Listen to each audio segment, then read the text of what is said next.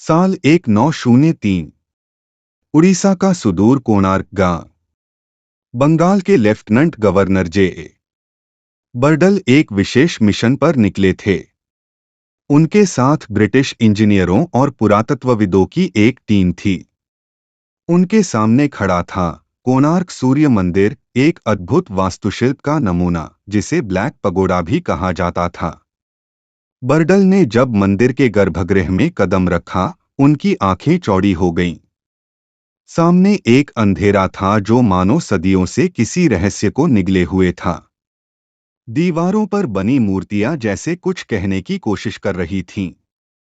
Governor ने अचानक आदेश दिया, मंदिर के गर्भगृह को रेत से भर दो। इसे बंद कर दो, हमेशा के लिए। लेकिन क्यों? आखिर ऐसा क्या देखा था उन्होंने? गर्भगृह में ऐसा क्या हुआ था? ये देखने से पहले हमारी चैनल को एक लाइक कर दो और अगर आप नए हो तो सब्सक्राइब करें और बेल आइकन पर ऑल क्लिक करें। चलिए जानते हैं आगे की कहानी। साल 1250 राजा नरसिंह देव प्रथम का दरबार। विशाल सिंहासन पर बैठे राजा के चेहरे पर गर्व और चिंता के भाव थे। उनके सामने खड़े थे महान शिल्पकार बिशु महाराणा। बिशु, मैं चाहता हूं कि सूर्यदेव का ऐसा भव्य मंदिर बनाओ जिसे देखकर युगों तक लोग हमारी महिमा गाएं।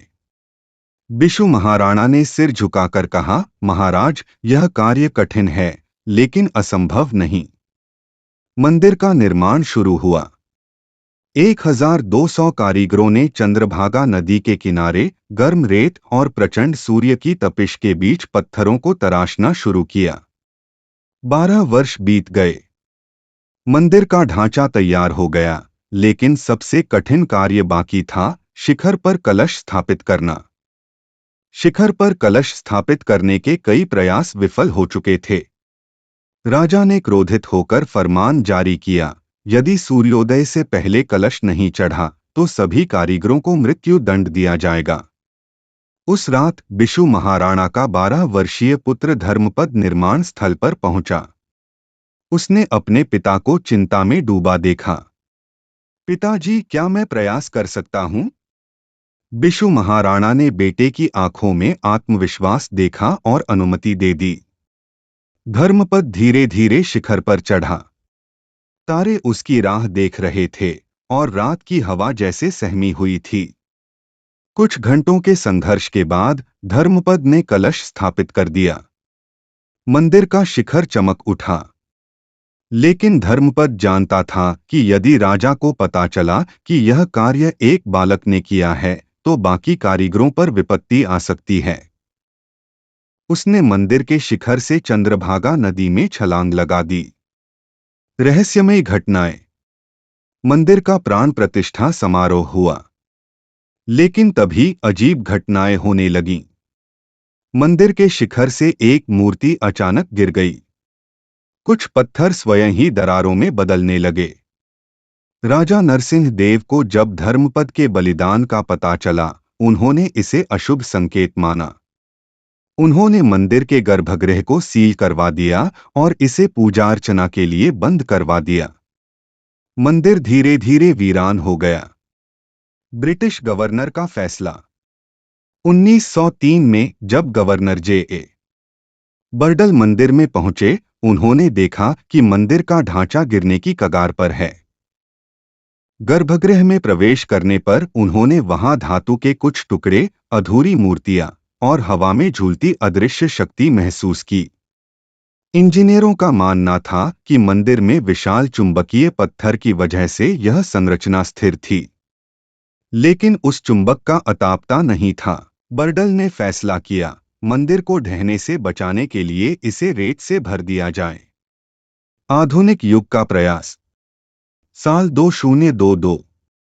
भारतीय पुरातत्व सर्वेक्षण (ASI) ने घोषणा की कि वे मंदिर से रेत हटाने और गर्भगृह को खोलने का प्रयास करेंगे।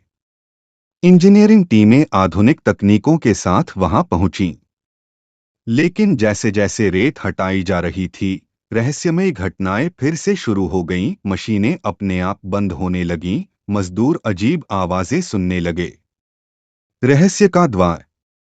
एक रात टीम के मुख्य इंजीनियर विक्रम ने अपनी डायरी में लिखा, मुझे ऐसा लगता है जैसे इस मंदिर के अंदर कोई अदृश्य शक्ति हमें प्रवेश करने से रोक रही है।